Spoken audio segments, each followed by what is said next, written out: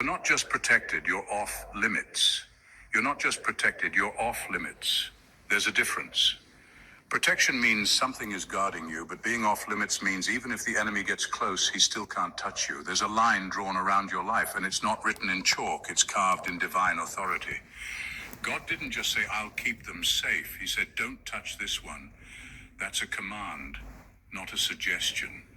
And when God speaks, the spiritual realm obeys. Even hell knows better than to cross a line God himself has set. That's why the attacks you've faced never did what they were supposed to do. You've been hit, yes, wounded, yes, but never destroyed, never taken out. That's because there's a layer over your life that goes beyond logic. It doesn't make sense why others crumbled under pressure you survived, why others lost their minds in storms that you somehow walked through. It's not that you're stronger, it's that you're sealed. See, the enemy studies people. He knows weakness, he tracks patterns, but when he gets to you, he sees something different. He sees a life with heavenly orders stamped all over it. He sees boundaries he can't cross. He sees divine warnings that say, access denied. It drives him crazy. So instead of attacking you directly, he sends distractions, confusion, delays, people who carry chaos. But it never really works. Why? Because even in your lowest moments, there's something in you he can't crack. That's what happens when you're chosen. You're not just watched over, you're marked.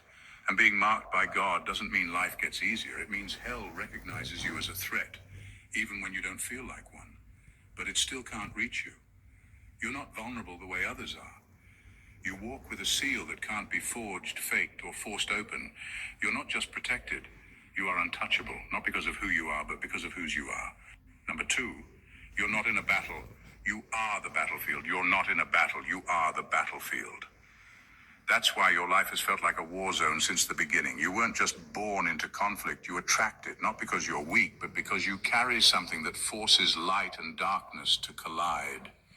Wherever you go, something shifts, atmospheres change, people get uncomfortable, things either break off or break loose. That's not random, that's spiritual. You don't step into battles. You become the ground where battles are fought.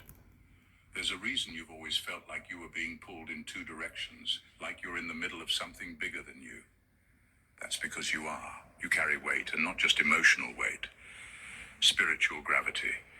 When you walk into a place, there's an invisible line drawn. One side is trying to push you into purpose. The other is desperate to distract or destroy you. That tension you feel isn't confusion. It's evidence that both kingdoms recognize what you carry. You think you're just going through life, but life has been coming through you. Every breakdown, every battle, every unexpected attack. It all makes more sense when you realize you're not just caught in the crossfire.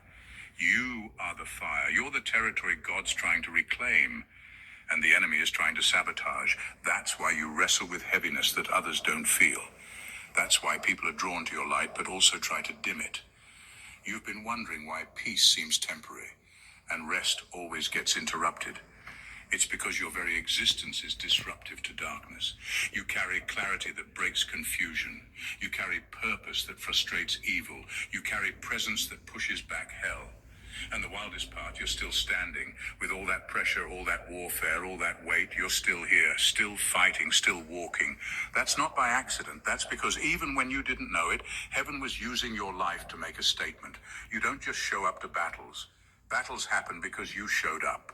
Let me tell you something that may sound insane.